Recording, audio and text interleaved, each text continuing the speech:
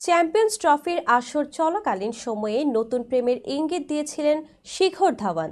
সেই সময় স্টেডিয়ামের গ্যালারিতে আয়ারল্যান্ডের নাগরিক সোফি শাইনের সঙ্গে দেখা যায় তাকে। এবার আনুষ্ঠানিকভাবে সোফির সঙ্গে প্রেমের ঘোষণা দিলেন এই ভারতীয় ক্রিকেটার।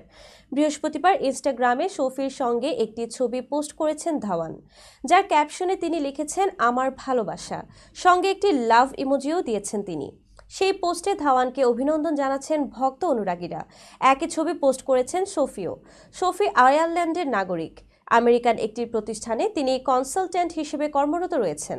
সেই প্রতিষ্ঠানের অফিস রয়েছে আরব আমিরাতের দুবাইয়ে। সোফি সেখানে থাকেন এবং দুবাইয়ে নাকি ধাওয়ানের সঙ্গে তার পরিচয়। দুবাইয়ে চ্যাম্পিয়ন্স ট্রফির ম্যাচ দেখতেও একসঙ্গে স্টেডিয়ামে গিয়েছিলেন তিনি। সে সময় নতুন প্রেমিকার নাম কি এমন প্রশ্নের জবাবে ধাওয়ান প্রথমে একটু দ্বিধা করেছিলেন, পরে অবশ্য হাসতে হাসতে বলেছেন, আমি কোনো নাম বলবো না, তবে গ্যালারিতে উপস্থিত সবচেয়ে সুন্দরী মেয়েটি আমার গার্লফ্রেন্ড। তখন সেখানে উপস্থিত ছিলেন সোফি।